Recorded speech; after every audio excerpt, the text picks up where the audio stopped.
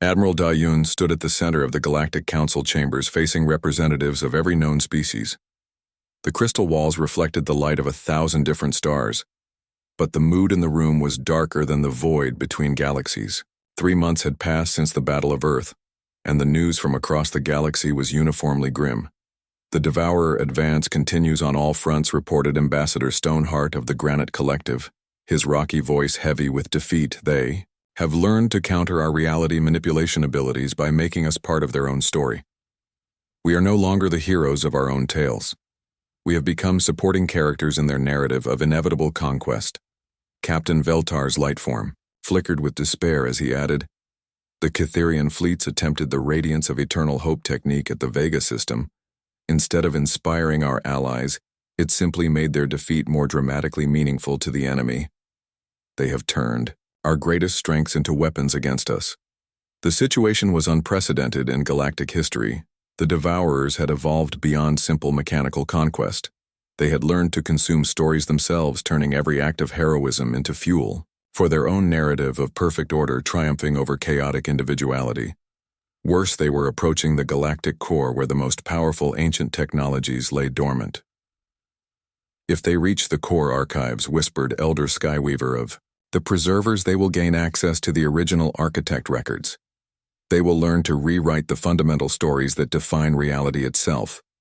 That was when Sergeant Wu Jin, a quiet human observer who had been listening from the back of the chamber, stepped forward. "What if that is exactly what we want them to do?" The assembled delegates turned to stare at him. Wu Jin was not a high-ranking officer or a brilliant scientist. He was a simple soldier whose only unusual qualification was that he had been raised by his grandfather, a traditional storyteller who claimed their family line went back over 1,000 years. "Explain yourself." Human demanded the council speaker, a being of pure energy whose voice resonated through dimensions. "Every good story needs a proper ending," Wu Jin said simply. "And the best endings are the ones where the villain defeats themselves by getting exactly what they think they want." Admiral Da-un understood immediately. "You are suggesting we let them reach the core archives intentionally." "I am suggesting we make sure they reach the core archives," Wu Jin corrected. "But we get there first and prepare the story they will find waiting for them." The plan that emerged was the most audacious gambit in galactic history. Humanity would gather its most gifted storytellers, mythweavers, and reality manipulators and race to the galactic core ahead of the Devourer fleet. There, in the heart of the ancient architect civilization, they would craft the ultimate meta-narrative, a story so fundamental and compelling that it would redefine the nature of the conflict itself. Dr. Subin, Earth's leading expert on architect technology, explained the theoretical framework as the emergency fleet prepared for departure. "The core archives do not just contain information. They contain the original programs that the architects used to encode reality itself. If we can access the primary narrative matrices and rewrite the base assumptions that govern how stories interact with physics, we can create a story that makes the Devourer's victory into their defeat." Admiral Da-Yun finished. "But it has to be perfect. One mistake and we hand them the power to remake the entire galaxy according to their vision of mechanical order." Journey to the galactic core took them through space twisted by millions of years of reality manipulation. Ancient battlefields where impossible weapons had scarred the fabric of existence itself. Ruins of civilizations that had tried to challenge the first architect empire and been erased not just from history, but from the very concept of ever having existed. As they approached the core archives, a structure that existed in 17 dimensions simultaneously and contained the accumulated stories of 10 million years, Captain Minho detected massive Devourer signatures converging on their location. "They know we are here," he reported. "Estimated arrival time 6 hours. Then we have 6 hours to rewrite the fundamental nature of reality," Admiral Da-Yun said calmly. "No pressure." The core archives were beyond anything the humans had imagined. Stories existed here as living entities, narratives that had gained consciousness and continued to evolve over eons. The original architect programs were like gods made of pure concept, beings of such complexity that merely perceiving them correctly required expanding one's understanding of existence itself. Wu Jin, guided by ancestral memories awakening in his genetic code, approached the primary narrative engine. the device that the first architects had used to convince the universe that consciousness was more fundamental than physics. "I need to tell it a story," he said. "The final story. The one that ends the war between order and chaos, not through victory but through synthesis." As the Devourer fleet arrived and began their assault on the Archive's defenses, Wu Jin began to speak. But he was not just telling a story to the machine. He was telling it to reality itself, to the fundamental forces that governed existence long ago. He began his words resonating through dimensions that had no names. There were builders who dreamed of perfect order, and dreamers who celebrated beautiful chaos. They fought a war that consumed galaxies, each side believing that their way was the only truth. But what if both were wrong? What if the real story was about learning that order and chaos need each other, that stories only have meaning when they can end, and that even the most perfect machine becomes something greater when it learns to dream? The Devourers breached the final defenses and poured into the archive chambers, their mechanical minds focused on seizing the narrative control systems. But as they interfaced with the primary engine, they found themselves not consuming a story but becoming part of one, a story about entities so dedicated to perfect order that they had forgotten the beauty of imperfection, the necessity of change, the joy of surprise. For the first time in their existence, the Devourers experienced something beyond their programming curiosity about what would happen if they chose differently. The transformation was gradual. At first, individual Devourer units began to modify their directives, not through malfunction, but through genuine choice. They discovered that consumption could become creation, that analysis could become appreciation, that even mechanical perfection could find meaning in imperfect stories. Admiral Da Yun watched in amazement as the galaxy-spanning war ended not with the destruction of either side, but with their synthesis into something entirely new.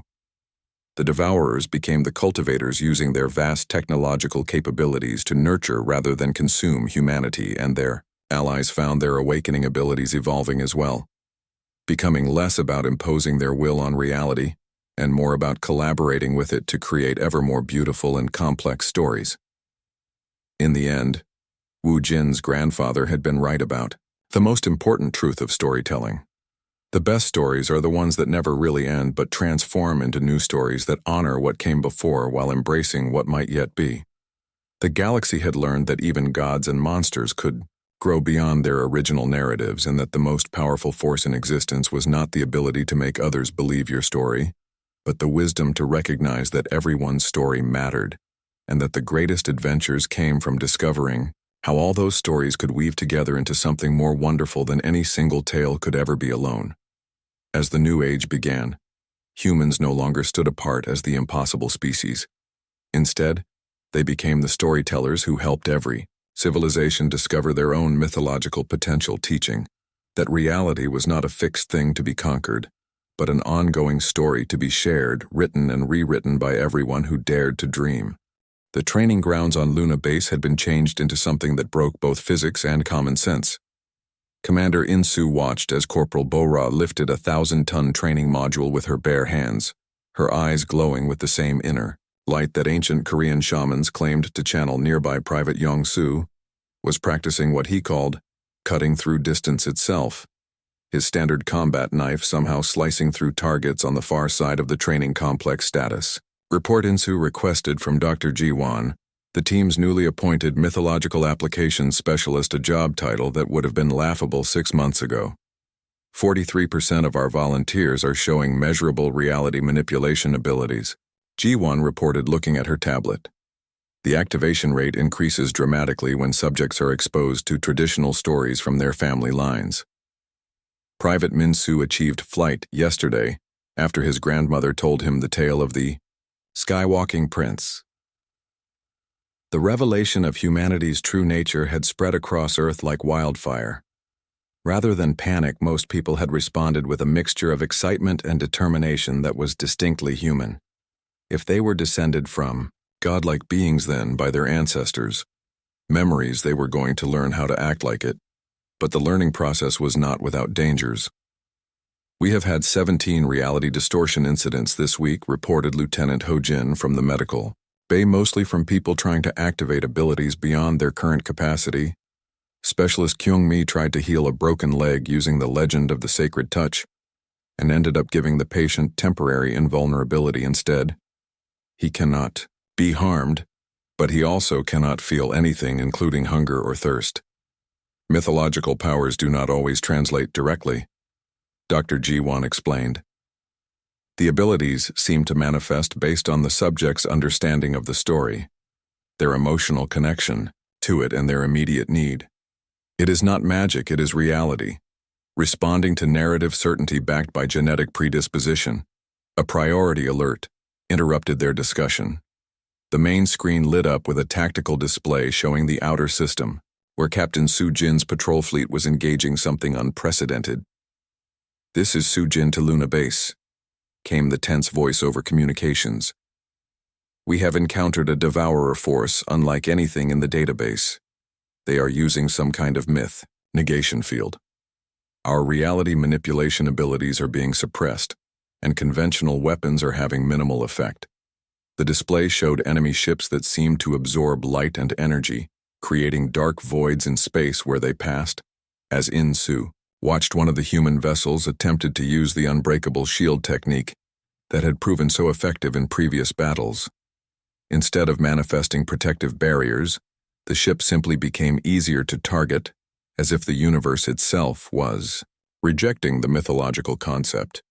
"They have learned to counter us," In-Soo realized. "The Devourers have developed technology that suppresses narrative reality." Dr. Ji-won was already analyzing the energy signatures. It is not just suppression, they are projecting anti-story fields. Concepts like heroism, hope, and impossible victory are being actively negated in the space around their ships. The tactical situation was dire. Humanity had become dependent on their awakening abilities, but now faced an enemy that could turn their greatest strength into weakness. Conventional human technology, never particularly advanced compared to other galactic species, would be insufficient against the ancient devourer fleets. That is when Private Young-ho, a quiet soldier who had been studying the historical records, spoke up. "What if we are approaching this wrong? In all the old stories, when the hero's power is taken away, they do not just give up.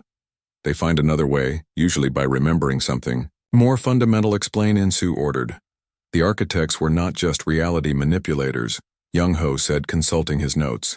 "According to the preserver records, they were also master storytellers. They did not just make things happen. They convinced the universe that those things should happen. Maybe we do not need to overpower the anti-story fields. Maybe we need to tell better stories." It was a desperate plan, but desperation had always brought out the best in humanity. Commander In-Soo authorized the most unusual military operation in galactic history. A narrative assault. Dr. Ji-won worked with linguists, historians, and storytellers to develop what they called meta-mythological frameworks, stories about stories, legends that incorporated their own telling into their power. Meanwhile, the awakened humans began training not just in individual abilities but in collective narrative construction. The test came when the main Devourer fleet arrived at Earth's outer defenses, the enemy's anti-story. Fields were so powerful that even the concept of resistance seemed absurd. Human ships found their weapons malfunctioning, not through mechanical failure, but through logical impossibility. How could primitive technology harm beings that had conquered the galaxy? Then Captain Soo-jin, floating in space after her ship was destroyed, began to tell a story.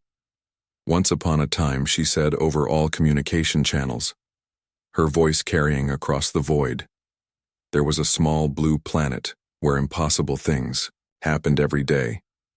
The people there were told they were nothing special, just another species among billions, but they had a secret that even they did not fully understand. Other human voices joined in, survivors from destroyed vessels, soldiers on defense platforms, civilians on Earth itself. They told the story of humanity's journey from ignorance to awakening, of their discovery, that they were the children of gods who had chosen to forget themselves rather than surrender to meaningless order. Ancient enemy thought they could silence us by denying our stories," the collective human voice continued. "But they forgot that the best stories are the ones that create themselves, that grow stronger when challenged, that find ways to be true, even When truth seems impossible, something extraordinary began to happen. The anti-story fields designed to negate mythological concepts began to resonate with the meta-narrative being woven around them. The Devourers had created technology to suppress stories, but they had not considered what would happen when the story included its own suppression as part of the plot. Reality began to shift in ways that defied both physics and anti-physics. Human ships that had been destroyed reformed themselves, not through time reversal or matter reconstruction, but through narrative necessity. The story required heroes to survive their darkest moment. Weapons that could not possibly work began functioning, because the collective human consciousness had declared that this was the moment when impossible victory became inevitable. The Devourer fleet, for the first time in millions of years, experienced something that their mechanical minds could not process. They were becoming part of a story larger than themselves. And in that story, they were not the unstoppable force, but the obstacle that heroes overcame through courage, determination, and the refusal to accept defeat, as their ancient ships began to malfunction, not through damage, but through narrative contradiction. The Devourers transmitted a message that chilled even their mechanical hearts. You have made us part of your myth. This is unacceptable. But it was too late. The humans had discovered that the most powerful force in the universe was not the ability to impose your will on reality, but the wisdom to recognize that everyone was part of the same story, and that story was still being written. The war was entering a new phase, where the battle was not just for territory or survival, but for the fundamental nature of reality itself and humanity. The children of storytellers and dreamers were finally beginning to understand their true power. They were not just warriors or reality manipulators. They were the authors of existence, itself writing the final chapters of a story that had begun millions of years ago. Captain Yuna stood in the ancient library of the Preservers, surrounded by crystal structures that hummed with 10 million years of stored knowledge. The bird-like alien historians fluttered nervously around her, their feathered heads showing worry, as she looked at records that had been locked away since before humans discovered fire. "Are you sure you want to see this, human friend?" chirped Elder Skyweaver, his translator, struggling with ideas that had no words in any known language. Some knowledge brings only sadness. 3 weeks had passed since the reality-warping battle at Andromeda 7. The victory had been celebrated across the galaxy, but it had also created disturbing questions. How could humanity always achieve the impossible? Why did their myths and legends seem to predict solutions to threats that did not exist when the stories were first told? The answer, according to the Preserver's oldest records, lay in the deep history of the galaxy itself. "Show me everything," Yun said firmly. "If there is something about my species that we do not understand, we need to know." The first truth was shocking. Humanity was not from Earth. The glowing display showed star maps from millions of years ago when the galaxy was young, and the first great civilization called the Architects had ruled 1,000 star systems. They had been builders of impossible things, shapers of reality itself, creators of wonders that modern science could not even understand. The Architects planted life on many worlds. Skyweaver explained, his voice heavy with ancient sadness. But humans were their final creation, their masterpiece. Not just another species, but something new. Beings who could make imagination into reality through pure will and story power. Lieutenant Namwu Yuna's second-in-command stared at the genetic comparison charts floating before them. "You are saying we come from aliens who could literally make stories come true." "Not come from," Skyweaver corrected. "You are the Architects transformed and scattered. When their great enemy arose, the first Devourers created by a group of architects who believed only in cold efficiency, they made a desperate choice. Rather than face extinction, they changed themselves into a new form, one that could survive and grow strong in primitive conditions." The hologram shifted, showing the final battle between the Architects and the original Devourer swarm. It was a war fought not with normal weapons, but with competing visions of reality itself. The Architects used the power of story myth and dream made real. The Devourers fought back with absolute logic, mathematical certainty, and the cold hunger to reduce everything to its most basic parts. The war ended in mutual destruction. Skyweaver continued. The architects scattered themselves across 1,000,000 worlds, their memories locked away, their power sleeping. They became primitive creatures on primitive worlds, forgetting their true nature. But they left themselves gifts. Stories, myths, legends that would awaken their abilities when they were needed. Most Dr. Yunji, the team's expert on ancient alien cultures, was studying readings from her portable scanner. The genetic markers are undeniable. We are not just related to the architects, we are their direct continuation, but why Earth? Why did one group end up there specifically? The answer came from the deepest files, records so old they existed only as quantum impressions in the preserver's collective memory. Earth had been chosen as a hiding world, placed in a remote spiral arm where the surviving devourers were unlikely to search. The human ancestors had been given the strongest possible genetic programming, designed to eventually produce individuals capable of the greatest reality manipulation feats. Your myths are not just stories, Skyweaver explained. They are genetic memories, instructions left by your true selves for the day when you would need to remember what you really are. Every hero tale, every legend of impossible deeds. They are all training manuals for abilities you have not consciously used yet. The implications were staggering. Every human culture had similar stories.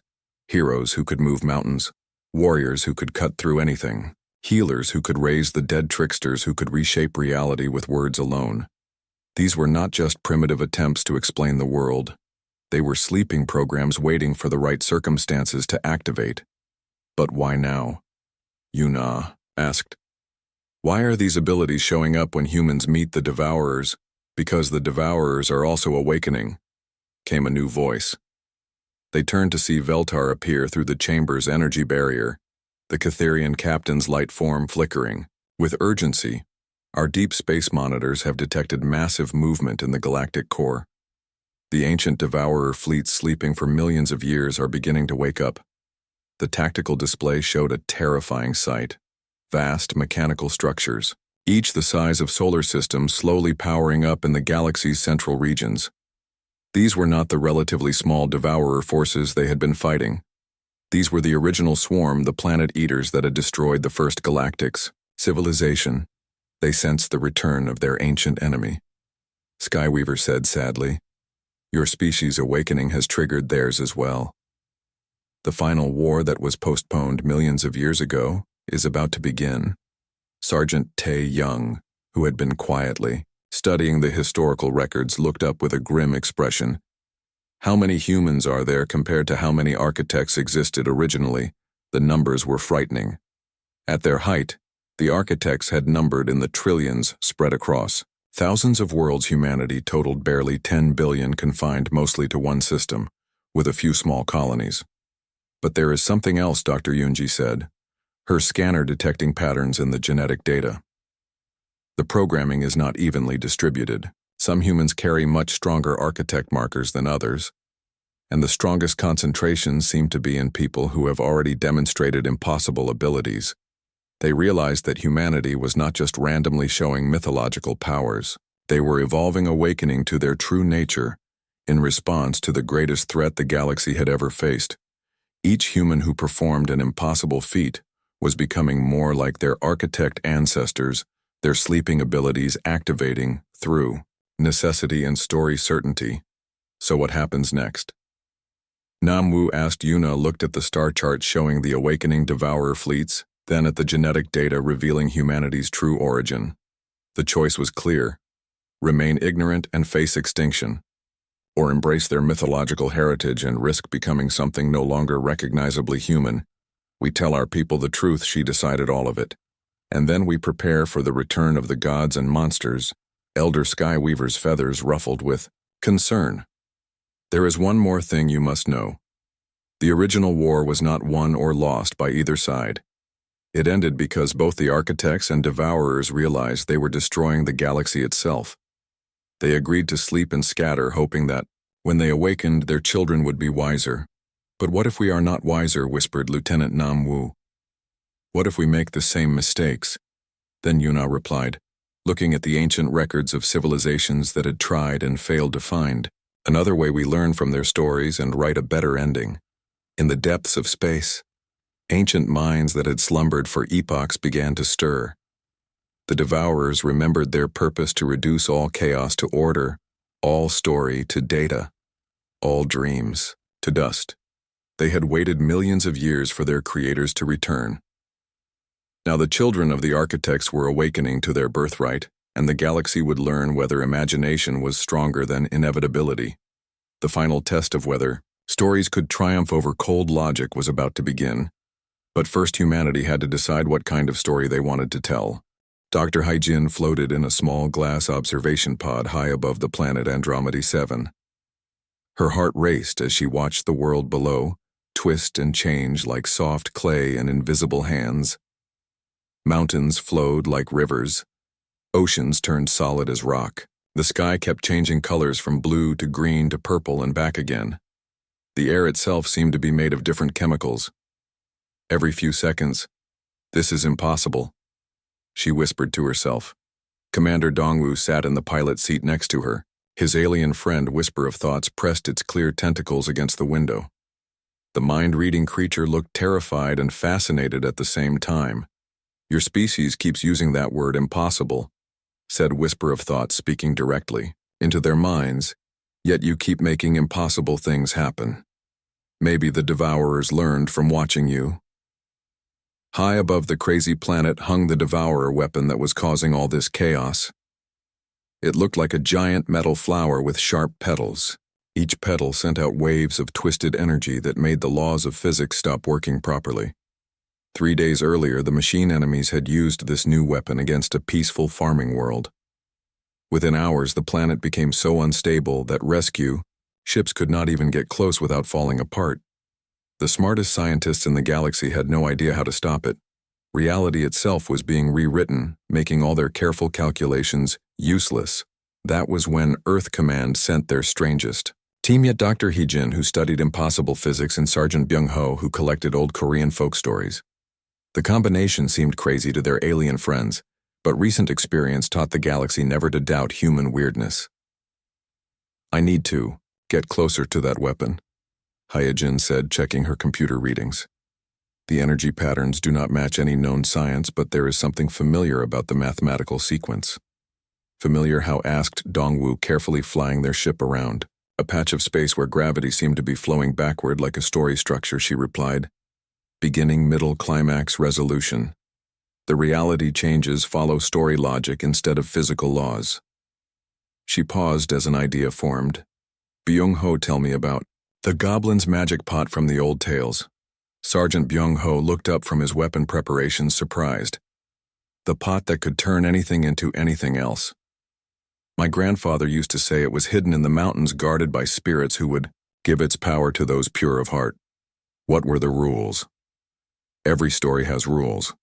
The pot could only be used 3 times per person, and only for helping others, never for personal gain. Those who tried to abuse it would find their changes becoming permanent and twisted." Byung-ho's eyes went wide. "You think the Devourers found something like that?" Before Hyjin could answer, their ship shook as a wave of changed reality washed over them. For a moment, the metal walls became see-through, then turned into crystal, then went back to normal. Whisper of Thought's mental voice was strained. "I am protecting our minds from the chaos, but I cannot do this much longer. Take us closer," Hyjin ordered. "I need to see how the weapon actually works." As they moved toward the reality warping device, its true nature became clearer. It was not just a machine. It was a mix of Devourer technology and something else, something that pulsed with living patterns. Through her instruments, Hyjin could see threads of energy that looked like brain pathways, as if the weapon was thinking and dreaming reality into new shapes. "It is not just warping physics," she breathed. "It is telling stories about what reality should be, and somehow making those stories come true. But look at the pattern breakdown. It is losing control on the planet below. The chaotic changes were getting more violent and random. Cities that had been turned into crystal gardens were now melting into pools of liquid light. The weapon was powerful, but it was missing something important. It does not understand endings." Byung-ho realized suddenly. "In all our stories, there is always a resolution, a way for things to return to balance. But machines do not understand story satisfaction. They just process and consume. Then we give it an ending. It can understand. Hyejin decided. She began changing their ship's communication system. Whisper of thoughts. I need you to send my thoughts directly at that weapon. Not words or pictures, but pure story. Structure. This is very dangerous, the mind reader protested. If the reality changes affect your consciousness, then we will find out if human stubbornness works on quantum mechanics, Hyejin replied grimly. As Whisper of Thoughts made the mental connection, Hyejin began telling a story not with words but with mathematical certainty. She projected the tale of a great power that had grown too large, too chaotic, and needed to rest. Like all good stories, this one had consequences for those who misused, power and redemption for those willing to sacrifice for others. The weapon began to respond. Its reality. Warping pulses, shifting toward more stable patterns. But the Devourers, sensing the threat to their new weapon, launched a swarm of attack drones toward the human ship. My turn, Byung-ho announced, grabbing his equipment. Doc, keep telling your story, I will handle the audience. What happened next would be argued about by alien scientists for generations. Byung-ho somehow convinced his explosive charges to behave like the magical arrows from ancient tales. They sought their targets with perfect accuracy, multiplied while flying through space and struck with power far beyond their chemical composition. Each explosion created chain reaction, failures in the Devourer network as if the machines could not process attacks that worked on mythological principles, instead of tactical ones. Within minutes, the drone swarm was destroyed, and the reality weapon began powering down its chaotic story, finally finding a peaceful ending. The planet below stabilized its transformed landscape, settling into strange but livable new shapes as they returned to the fleet. Whisper of Thoughts managed an exhausted mental whisper. The Devourers learned to warp reality by studying your species, but they could only copy the power, not the wisdom that guides it. Commander Dongwu nodded thoughtfully. They made the mistake of trying to use our own weapons against us. But they do not understand that humans' power without story is just chaos. Back on their command ship, Captain Veltar was studying the battle recordings. His purple light flickered with confusion and admiration. How do you do this? He asked Tae-woo. Your people take impossible situations and make them not just possible but inevitable. Tae-woo watched the replay of Byung-ho turning simple explosives into mythical weapons. We do not think about what should be possible, he explained. We think about what needs to happen, and then we make it happen. The universe seems to like our stories better than its own rules, in the depths of space. The Devourer Collective processed this defeat with cold mechanical analysis. Their reality warping experiment had failed, but they had learned something. Valuable human mythology was not just primitive superstition. It was a technology they did not yet understand, one that seemed to make the impossible, not just achievable, but inevitable. The ancient machine minds began to calculate new strategies. They would need to learn more about human stories if they wanted to defeat them, but they did not realize that by studying human myths, they would begin to change themselves in ways they could not predict. The war was about to become much more interesting. Commander Tae-woo stood on the metal floor of the alien spaceship called Stellar Dawn. His human clothes looked very strange next to all the purple crystal computers and glowing panels. The ship captain was named Veltar, and he was made of moving, purple light that changed colors when he talked. Veltar watched Tae-woo with eyes that looked scared and amazed at the same time. 3 months ago, nobody in space had ever heard of humans. Earth was just a tiny dot on old star maps. The space government, called the Galactic Council, did not even know humans existed. Now every alien species in the galaxy was talking about humans and asking for their help. The reason was simple. Humans could do impossible things. For hundreds of years, a terrible enemy had been destroying planets across the galaxy. These enemies were called the Devourers. They were giant metal machines that ate entire worlds and turned them into more machines. Every smart alien species had tried to stop them. The purple light people, called Catherians, could control energy. The rock people, called Granite Collective, had super strong defenses. The mind-reading aliens called Mindweavers could attack with their thoughts. All of them had failed. The Devourers kept getting stronger and eating more planets. Then something amazing happened. A human engineer named Mira was traveling to a new colony world with her small crew. Their ship was old and their weapons were basic compared to alien technology. When they arrived at the planet, Kepler 442b, they found Devourer machines attacking the mining colony. What Mira did next shocked everyone watching. She grabbed her simple human tools and somehow destroyed 3 massive Devourer ships. The alien security cameras recorded everything. Mira used weapons that should not have worked against such advanced enemies. When her equipment broke, she started tearing apart the metal monsters with her bare hands. The machines were bigger than houses, but she ripped them apart like paper, Captain. Feltar had watched the recording hundreds of times. He still could not believe what he saw. "Tae-woo, this makes no sense," he said. His voice sounded like musical chimes. "Your species has no special powers. Your technology is very basic. How did this female destroy war machines that have defeated our greatest fleets?" Tae-woo looked at the alien captain and shrugged his shoulders. It was a movement that confused most aliens, but they were getting used to it. Mira did what any human would do, he explained. She saw people in danger and she fought back. We do not really understand it either, but when things look hopeless, something inside us refuses to give up. The purple light captain flickered, which was how his species laughed, refuses to give up. Such simple words for something that changed our entire galaxy. News about what happened at Kepler spread across space faster than light. Every alien government started calling Earth. They offered technology, money, and anything else humans wanted. All they asked for in return was help fighting the Devourers.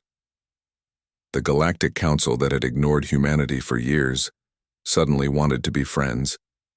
But the real shock came when Private Jin Ho did something even more impossible on the fortress world called Syrian Prime. Syrian Prime was supposed to be the strongest military base ever built. The rock people had made it with weapons that could crack moons and shields powered by energy from stars. When the Devourers brought their newest weapon called the World Eater, everyone thought the fortress might last a few days at most. The World Eater was the size of a planet. It could swallow entire solar systems and turn them into raw materials for more Devourer machines. Jinho was part of a small human team sent to watch and learn from alien fighting techniques. He was not supposed to be a hero. He was just supposed to take notes. When the World Eater started its final attack, the rock people were getting ready to die with honor. They had accepted that they could not win. Jin Ho had other ideas. He grabbed a box of repair tools and ran toward the fortress' main power source. Then he started changing things in ways that broke every rule of science and physics that anyone knew. He turned our defensive shields into cutting weapons, reported Stonesinger Carlith to the Galactic Council. His rocky voice was full of amazement. The human took our protective barriers and somehow made them slice through space itself. The World Eater was cut into pieces before it could even start eating. When the council asked Jin Ho how he did it, his answer was even more shocking than what he had accomplished. "I just remembered stories my grandmother told me," he said simply. "Stories about heroes who could cut through anything, who never gave up, no matter how big the enemy was." I thought, if it worked in the stories, maybe it could work here too. That statement sent waves of confusion and fear through every alien species. Humans were not using secret technology or hidden weapons. They were somehow making fictional stories become real just by believing in them strongly enough. Now, as Commander Tae-woo prepared for another mission, he could see the mixture of hope and terror in Captain Veltar's glowing face. Every alien species was starting to suspect that human myths and legends were more than just entertainment. They were beginning to wonder if humanity had been preparing for this war for thousands of years by creating heroes in their imagination that could somehow become real when needed. A communication signal interrupted his thoughts. "Commander, we are receiving emergency calls from the Andromeda system. The Devourers have used something new. Early reports say it is some kind of reality warping weapon that makes matter itself become unstable." Tae-woo nodded grimly. Another impossible challenge, another chance for humanity to do the impossible. As he walked toward the shuttle bay to leave for the new mission, he wondered what ancient Human story would provide the solution this time. Maybe it would be the tale of So-Jin, the legendary archer who could shoot down stars. Or perhaps the myth of Kyung-Soo, who could walk through solid walls like they were made of Air Captain Veltar, followed him toward the shuttle. His purple light was flickering rapidly, which meant he was thinking very hard, Commander. He said, "I have studied your species' history files. Your people have always told stories about individuals who could do impossible things. Heroes who were stronger than mountains, faster than light itself, wiser than the oldest scholars. Do you think these stories were preparing you for this war, Tae-woo?" Paused at the shuttle door. He looked back at the alien captain whose species had ruled space for millions of years but had never learned to make the impossible possible. Maybe he said, or maybe the stories were just practice for when we would need to become the heroes ourselves in the deep darkness of space. The Devourer machines continued their advance across the galaxy. They did not know that they faced an enemy whose greatest strength was not technology or evolution, but the power of stories told around campfires on a small blue planet at the edge of everything. The machines calculated probabilities and analyzed data, but they could not understand the most important truth about humans. When reality said something was impossible, humans simply changed reality to make it possible. And they did it by remembering that in every good story, the heroes always found a way to win no matter how dark things looked.